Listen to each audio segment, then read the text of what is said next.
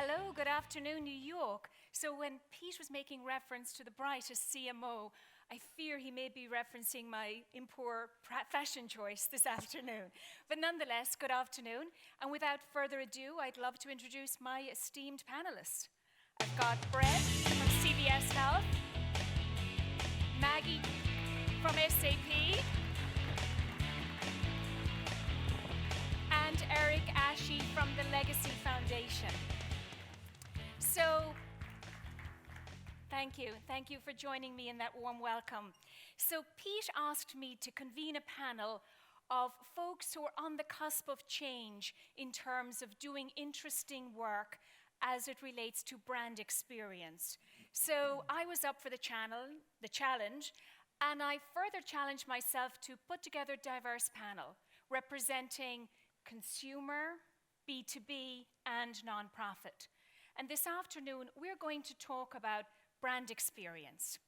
We're going to try to have some fun with it, so please do be ready to tweet. We're going to do some tweetable moments as well. But to get it started, we're going to draw on what we learned this morning so far. So Ed told us that we live in an increasingly social world. So with that in mind, I'm going to invite my panelists to introduce themselves from the perspective of what we would learn about your brand if we looked at your social footprint. Will you get us started, Eric? Sure. Thanks for having me. Very excited to be here. I think if you looked at my LinkedIn profile, there are probably three things that you would notice. A, I work for the American Legacy Foundation. Does anybody here know who we are, by the way? Okay, a couple people. So chances are you would need to read a little bit deeper, because I think only one person in the audience knows who we are, and you would see the Truth Campaign, which is an anti-smoking campaign. Does anyone in the audience know the Truth Campaign? Excellent. And so for those of you that don't know the Truth Campaign, if you read a little bit deeper, you would find that we are arguably the most successful social marketing campaign in history, certainly in the US, certainly when it comes to preventing tobacco use and lowering, ultimately, cancer as a result. So those are sort of the three big bullet points that you would learn. And the fact that you did not know the American Legacy Foundation is part of the reason why I'm on this panel to talk about how we're evolving moving forward. Cool. So Maggie, if I looked at your LinkedIn. Well, first of all, I'm the CMO of SAP. Let me ask a quick question, because Margaret said that everyone knows who SAP is. Does everybody know? That's pretty good. All right, that's great. The team did a great job in branding. Second thing you'll find out is I'm passionate about technology, early talent, and women. And the third thing, going a little bit deeper, is really about women in leadership. So this is something that I'm personally very passionate about, so excited to be here. So if you were to look at my LinkedIn profile, which I hope you do, and you dig really deep, you would discover that I'm a triathlete, which most people wouldn't necessarily discern that by just looking at me. I am the Enterprise Creative Director of CVS Health. This is a new role, and essentially a hybrid role, an executive-level creative director and strategist. And CVS Health, I'm not going to ask if you all know who CVS Health is, but I'm assuming that you know one of our service brands. We actually have four. The one that you're all hopefully familiar with is CVS Pharmacy. CVS Pharmacy, we have 7,800 stores. We have about 5 million customers that visit us each and every day. It is home to one of the largest and most successful loyalty programs in the United States, which is the Extra Care program, which hopefully some of you have the card in your wallet or key fob. The other three service brands, one is CVS Caremark, which is a pharmacy benefits management company with over 65 million members. CVS Minute Clinic, which has about 930 or so clinics around the United States. We've served over 25 million patients since 2006. And the fastest growing part of our business is CVS Specialty, which is in the business of delivering specialty medications and infusion services. So now that we know who you are, we're here to talk about brand experience. So our first tweetable moment. What three words do you associate with brand experience? Maggie. I would say simple, personalized, and omni-channel. Eric. I'll use a hyphen for the first one. It's cheating. I know, it is. Multisensory, God willing, memorable, and functional. I would say purpose-driven, empathetic, and simplicity. So I'm going to pick up on purpose that you mentioned, Brett. Tell us about brand experience. What does it mean for CVS Health? I know you made a very courageous decision almost a year ago now around taking tobacco out of the stores. Talk us through the implications of that business decision from a brand experience perspective. Well, from a brand experience perspective, there was a contradiction. We are essentially in the health care space, and the idea of selling or promoting tobacco in a place where you are receiving care was a contradiction. So it was a very difficult decision that took quite some time to come to. The implications from a business standpoint were about $2 billion in top-line revenue in our pharmacy experiences. And the change in the brand, that gave us permission to rename the company, rebrand ourselves as CVS Health, and to help people better understand the full breadth of services that we provide, which I explained earlier. So that's interesting because your purpose is helping people on a path to better health. Exactly. And the company had started its rebranding process long before I got there. The purpose is very well known and ingrained within the culture and within the employee base. If you were to visit us anywhere, even in our stores, we have what we call the purpose poster. Mm-hmm. And most employees can recite not only the purpose, helping people on their path to better health, but also our values. And by being purpose-driven, the decisions that we make are driven by that purpose, whether it be branding, marketing, or other business decisions as well. So most notably, taking tobacco out of the store was living that purpose. Absolutely. Probably the biggest and most impactful thing that we could do, and open the doors for different opportunities and different businesses for us to explore. Now, Maggie, you mentioned simplicity. Mm-hmm. Not perhaps the first word that comes to mind when I think of SAP. Really? Talk to us about that. In the same vein that Brett's talking about living the purpose, you're certainly leading with an aspiration. Yeah, so, as you think about being purposeful, our purpose is really to help the world runs better and improving people's lives. So as we think about why choosing simple, it's really, in the last 4 decades or so, we as a company have been really helping different companies, different enterprises to help them run their operations from, using the enterprise software perspective. And how do we use today, as an example, using Internet of Things or big data analytics to help make the world run better and improving people's lives. So for us, it's really about, we now have the permission, because we understand complexity, we understand the biggest enterprises on how they run their different divisions and bringing everything together, and therefore we can help companies to run simple. That's an interesting tension. Because you understand complexity, you can help others embrace simplicity from a real place of authenticity. Right. Another thing that we think about, as you look at your, whether you're using iPhone or Android phone or any type of phones that you have nowadays, there's so many functions. And, when you look at the user experience, it looks very simple, it looks very easy. But there's so much engineering that is behind it. So simple is not necessarily just something that is, just easy. Mm-hmm. It is the highest form of sophistication. That's a good segue to you, Eric, I think. Because the highest form of sophistication. Right? Thank you, I appreciate that. That was good, right? Okay, so you're a very mission-driven organization. Right. What does brand experience mean? Because there are many facets to the Legacy Foundation. When you asked of our audience, were we familiar with you? Not so much. Right. But certainly we're all rather familiar with the Truth Campaign. Right. How do those two coexist? That's a good question. Yeah, we experience and have experienced over the years a lot of tension between the two. When you look at the Truth brand, and both brands are going through somewhat of an evolution. We launched in 2000, and if you think of the world in 2000, vastly different is probably the understatement of the day.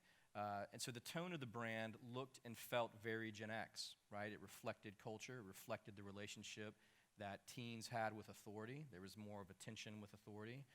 And so for us to be relevant, I like to say, unfortunately, we're not just a low interest category, we're a no interest category. So if you have a 15-year-old in your house, chances are if you go home and ask them if they're waiting for the next public health announcement or message to come out, they will glaze over because it's just nowhere on their radar. We are flat-footed.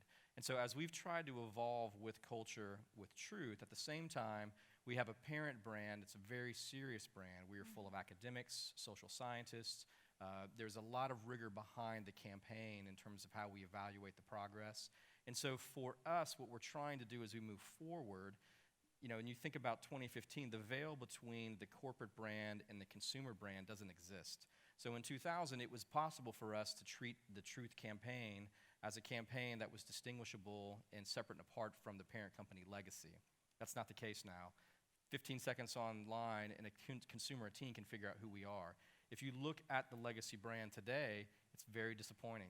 In fact, it actually reflects poorly on the Truth brand when you see the legacy brand in its current function.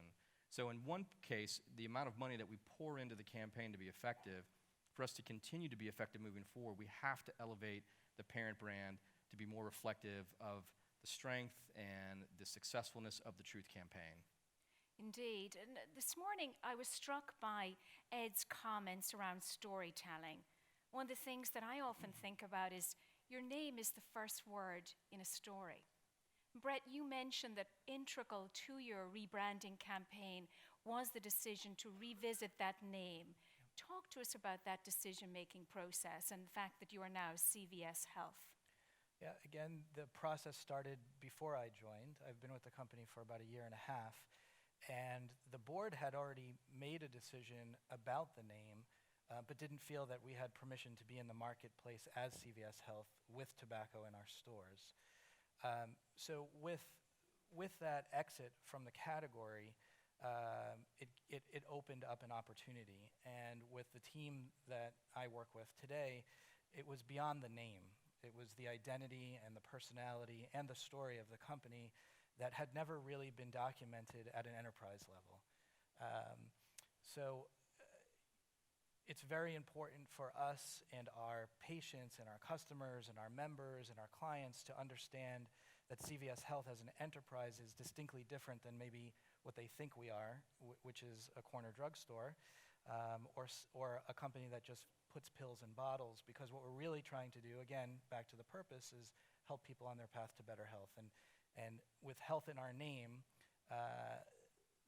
that changes the conversation on a daily basis. Certainly keeps you focused. Absolutely.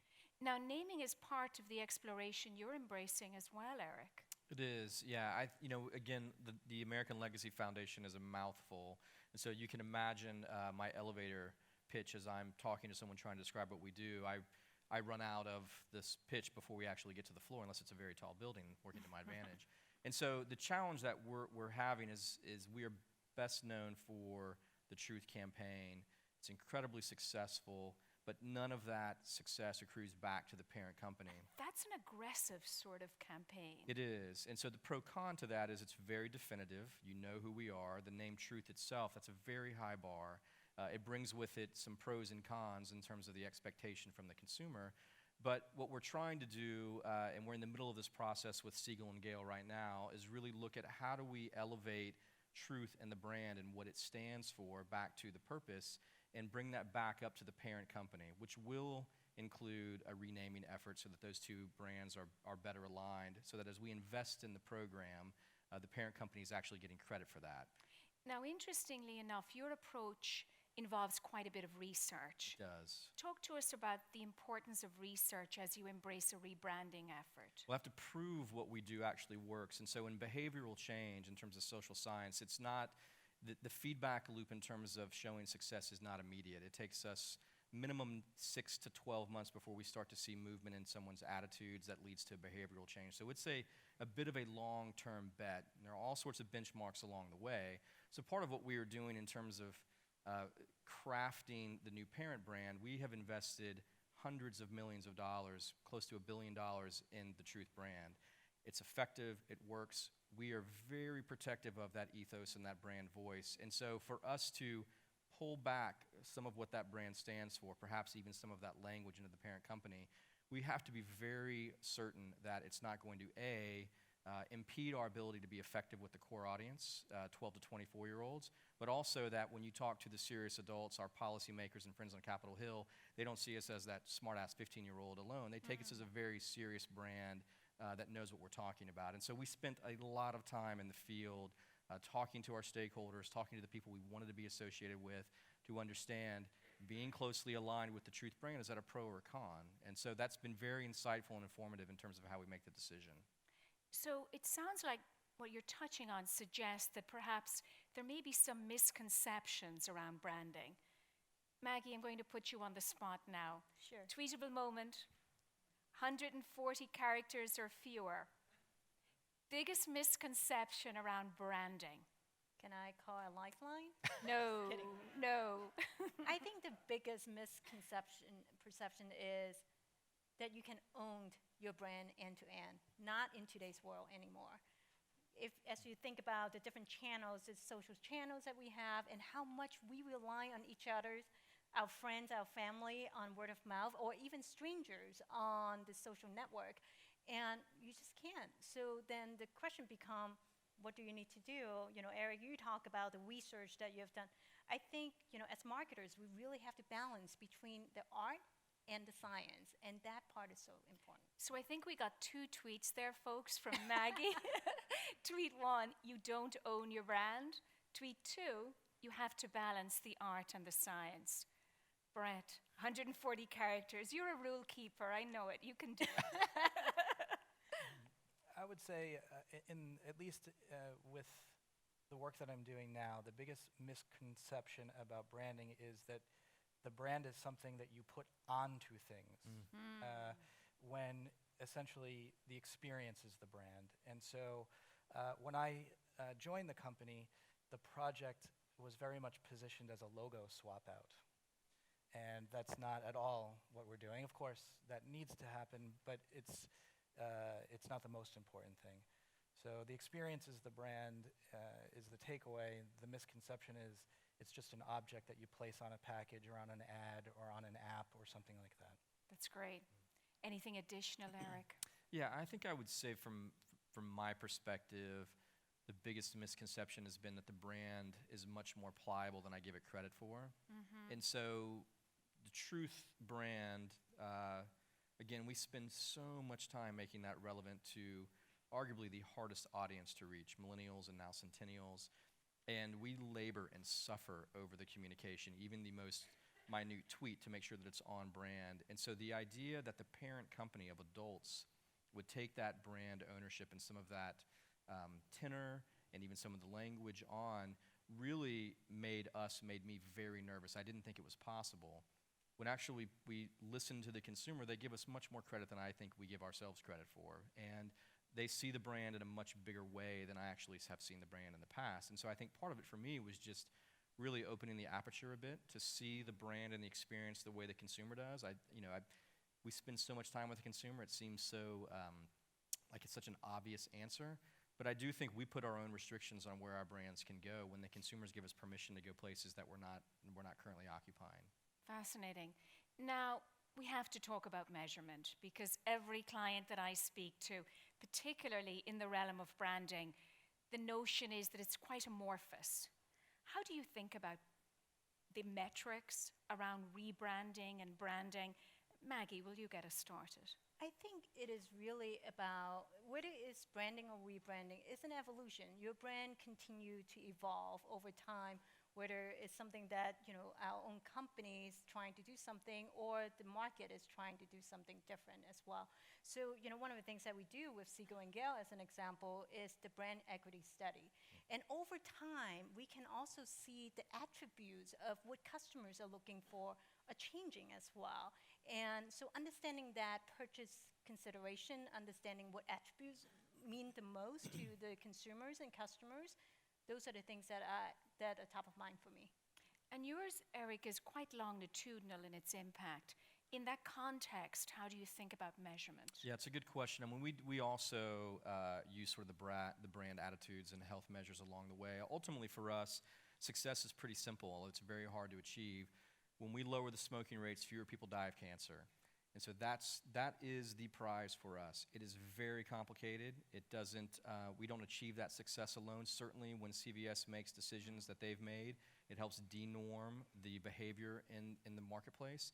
But changing sort of our brand and evolving our brand, ultimately even as a parent brand, should lead to partnerships because people know who we are and they want to stand next to us. They love the brand, they have affinity for the brand, which will give us better reach. It should be things like we get better earned media pickup where people will talk about truth more frequently because they know who we are as a parent company, which will help us extend the message and denorm the behavior. So for us, there's a lot of rigor in place in terms of how we evaluate the messaging, but the eye on the prize is fewer kids smoke, fewer adults die of cancer, and that's all we're focused on. Now, the CVS bold decision to remove tobacco from the stores and the intensive work around rebranding warrants a lot of measurement as well. Sure. The company is very data-driven. We measure just about everything. And in this case, when you talk about measurement and tie it to results, there are a few things. One is, and I think somebody mentioned earlier, employee engagement. It's something that we measure frequently, and